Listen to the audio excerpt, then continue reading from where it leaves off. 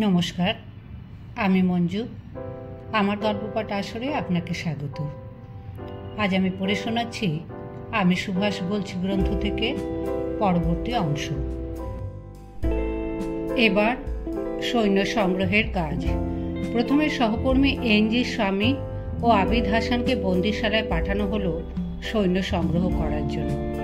তারপর নিজেই। শুধু সহকর্মীদের উপর নির্ভর করলে চলবে না, এ কাজ সবার, সুতরাং সবাইকেই যেতে হবে সেখানে। কাজটা কিন্তু খুব সহজ হলো না মল্লিকা। প্রথমেই বাধা এলো বন্দীদের দিক থেকে। না, ওসবের মধ্যে আমরা নেই, ইংরেজের নিমক খেয়েছি, সুতরাং তাদের বিরুদ্ধে লড়াই করতে আমরা রাজি নই। কেন এই দ্বিধা? কী এর কারণ? কারণ আর কিছুই না মল্লিকা, আসলে এর পেছনে রয়েছে ইংরেজ শাসকদের সেই চিরাচরিত কূটনীতি, যে নীতির সাহায্যে তারা ভারতকে পদানত করে রাখতে সক্ষম হয়েছিল যুগ যুগ ধরে। অর্থাৎ সৈন্যবাহিনী গড়া হবে কেবলমাত্র অশিক্ষিত লোকদের নিয়ে, শিক্ষিতদের নিয়ে নয়। শিক্ষিত লোকদের বিশ্বাস নেই, কখন যে ওরা রাইফেল নিয়ে ঘুরে দাঁড়াবে তা বলা শক্ত। অশিক্ষিতদের বেলায় তেমন কোনো ভয়ের কারণ নেই। পেট ভরে খাওয়া, মাস গেলে নগদ মাইনে, আর শেষ জীবনে পেনশন, ব্যাস এইটুকু পেলেই ওরা খুশি। তার বাইরে কোনো কিছু নিয়ে ওরা বড় একটা মাথা ঘামায় না। সুতরাং কামানের খোরাক হিসেবে ওরাই অনেক বেশি নির্ভরযোগ্য। এই প্রসঙ্গে ডাক্তার গিরিজা মুখার্জি তার Netaji the great resistance leader নিবন্ধে কি বলেছেন শোনো।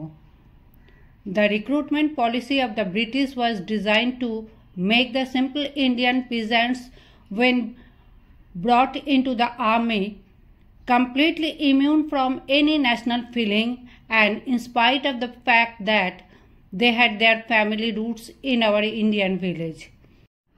সুভাষ কিন্তু এতটুকু নিরাশ হলেন না সৈন্যদের এই বিরূপ মনোভাব দেখে, বরং আরও বেশি করে ওদের সঙ্গে মিশতে লাগলে নতুন উদ্যমে। দোষ ওদের নয়, ওরা অশিক্ষিত, গরিব, নিজেদের দেশকে ওরা চেনে না, স্বাধীনতা যে কী বস্তু তাও ওরা জানে না, জানতেই দেওয়া হয়নি কোনো দিন। এবার ওদের সেই নতুন মন্ত্রে দীক্ষিত করতে হবে, শোনাতে হবে দেশের কথা, স্বাধীনতার কথা, জন্মগত অধিকারের কথা। প্রথমেই তিনি দল থেকে ব্রিটিশ এনসিওদের সরিয়ে দিলেন অন্যত্র। দোষ সৈন্যদের নয়, ওদের। ওরাই সৈন্যদের মধ্যে বিভ্রান্তির সৃষ্টি করে চলেছে আড়াল থেকে, সুতরাং হটাও ওদের। এবার কাজ হলো। প্রথমে একটি দুটি, তারপরে দলে দলে সবাই এগিয়ে এলো সুভাষের উদ্দাত্ত কণ্ঠের আহ্বান শুনে। নেতাজি, নেতাজি, আমাদের নেতাজি, বলো আমাদের কি করতে হবে, তুমি আদেশ করো। এ প্রসঙ্গে ডাক্তার গিরিজা মুখার্জির দিস ইউরোপ গ্রন্থ থেকে কয়েকটি লাইন এখানে তুলে দিচ্ছি। I saw how the whole audience was coming under his spell and how they were listening. When he had finished, they had acquired new life, new animation, new excitement. তিনি আরও বলেছেন, দিনের পর দিন সুভাষকে আমি দেখেছি ভারতীয় বন্দীদের সঙ্গে কথা বলতে, শুনেছি তার তেজোদ্দীপ্ত কণ্ঠের আহ্বান। একদিনের কথা আজও আমার মনে পড়ে। সেদিন ড্রেসডেনের রৌদ্রক্লান্ত পথে দাঁড়িয়ে সুভাষ ভারতীয় নাবিকদের সঙ্গে কথা বলছিলেন।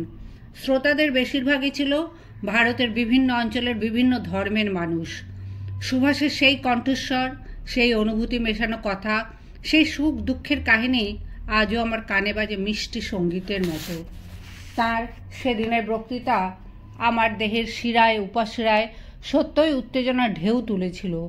মনে হয়েছিল আমি যেন সত্যই স্বাধীন ভারতের নাগরিক। কতক্ষণ সুভাষ বক্তৃতা দিয়েছিলেন জানি নে, বোধহয় ঘণ্টা দেড়েক হবে। বক্তৃতা শেষে দেখা গেল শ্রোতার দল স্তব্ধ, যেন তারা তাদের হারানো নেতাকে খুঁজে পেয়েছে মুক্তির পথ, শুনতে পেয়েছে স্বাধীনতার বাণী। তারপর একে একে তারা এগিয়ে এসে সুভাষকে বলল, আজ থেকে তুমিই আমাদের নেতা, আমাদের নেতাজি, আমাদের পথ প্রদর্শক। আমরা সবাই তোমার আজাদ হিন্দ সংঘের কর্মী, আজাদ হিন্দ ফৌজের সৈন্য। আমাদের স্বাধীনতা সংগ্রামের ইতিহাসে ইতিপূর্বে কেউ এই জিনিস পারেননি। কি গান্ধীজি, কি জওহরলাল, কেউ সক্ষম হননি সেনাবাহিনীর রাজানুরক্তিতে এতটুকু ফাটল ধরাতে। একমাত্র ব্যতিক্রম সুভাষ। স্বাধীনতা সংগ্রামের ইতিহাসে তিনিই একমাত্র লোক যিনি সেই রাজভক্ত সেনাবাহিনীকে কাছে টেনে আনতে সক্ষম হয়েছিলেন দেশ ও জাতির প্রয়োজনে। আজাদ হিন্দ রেডিও ইতিমধ্যেই বেশ জনপ্রিয় হয়ে উঠেছে দেশে বিদেশে। কাজের নেশে প্রতিটি কর্মী উন্মত্ত যেন, শুধু কাজ আর কাজ, নিরবচ্ছিন্ন কাজ। কাজ ছাড়া সব কিছুই বুঝি চাপা পড়ে গেছে মনের অতল গভীরে। নিত্য নতুন ফিচার, নিত্য নতুন দেশের উত্থান পতনের কাহিনী, ভারতবর্ষের স্বাধীনতা সংগ্রাম সম্বন্ধে নিত্য নতুন প্রচার। এই প্রচারের সাহায্যেই নিজেদের কর্তব্য সম্বন্ধে তাদের সচেতন করে তুলতে হবে। জানাতে হবে প্রতিটি রণাঙ্গনে ইংরেজের ভাগ্য নির্ণয়ের কথা, ভারতের আশা আকাঙ্ক্ষা ও স্বাধীনতার কথা। সময় এসে গেছে, সংগ্রাম আসন্ন, তোমরা প্রস্তুত হও। 7ই ডিসেম্বর 1941 সাল। আবার সেদিন সেই তেজদীপ্ত কণ্ঠস্বর ভেসে এলো ইথার তরঙ্গে। আমি সুভাষ বলছি। দেখতে দেখতে সেই স্বর ছড়িয়ে পড়ল পৃথিবীর এক প্রান্ত থেকে আর এক প্রান্ত পর্যন্ত। আমি সুভাষ বলছি, আমি সুভাষ বলছি, আমি সুভাষ বলছি। এতকাল আপনাদের কাছে আমার বক্তব্য বিষয় শোনানোর কোনো সুযোগ ছিল না। শত্রুপক্ষ যে অপবাদী দিক আমি জানি, আপনারা তা বিশ্বাস করেন না। আমি আমার কাজ করে চলে যাব। কে কি বলে না বলে তাতে আমার কিছু আসে যায় না।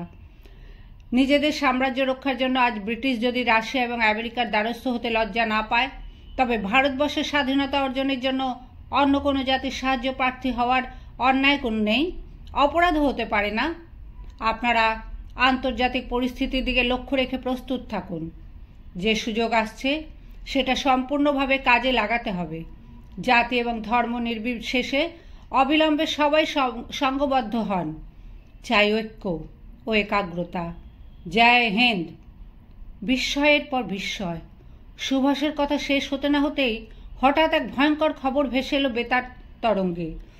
জাপান, ব্রিটেন এবং আমেরিকার বিরুদ্ধে যুদ্ধ ঘোষণা করেছে। পার্ল হারবার বিধ্বস্ত।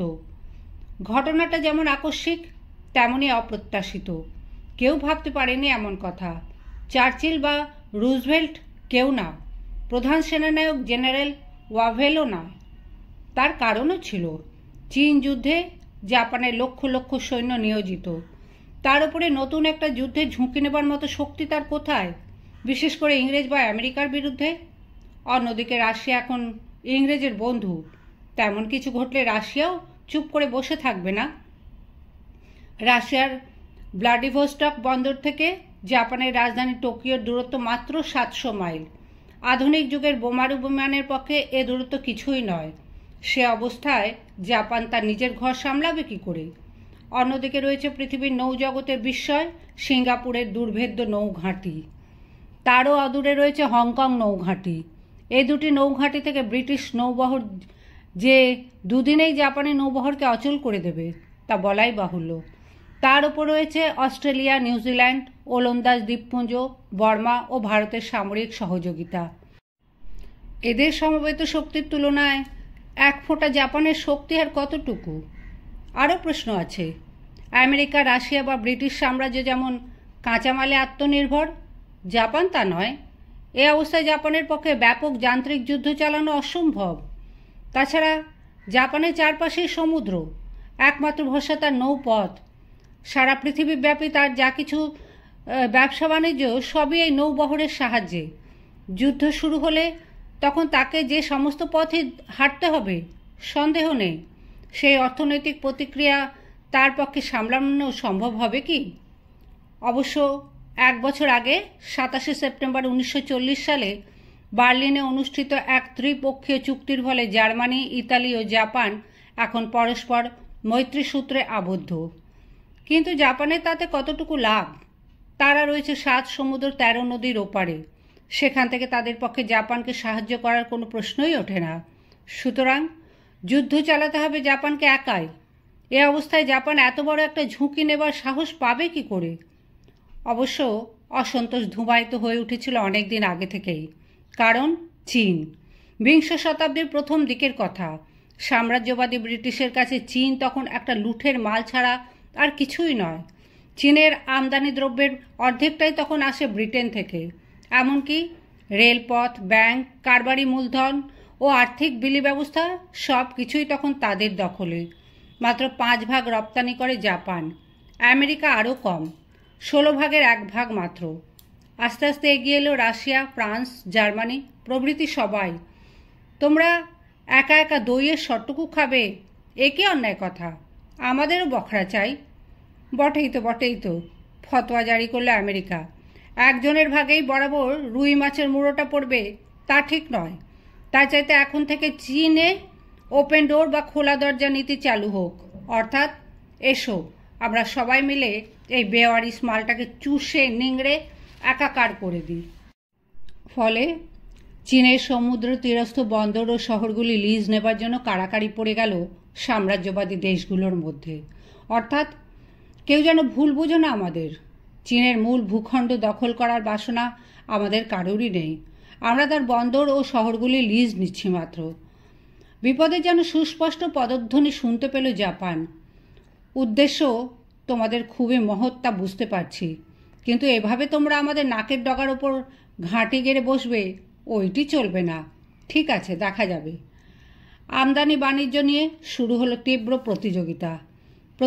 প্রথমে মার খেল ব্রিটেন। হু হু করে তার বাজার পড়ে গেল এশিয়া ভূখণ্ডের প্রতিটি অংশে। লাভ হলো আমেরিকার।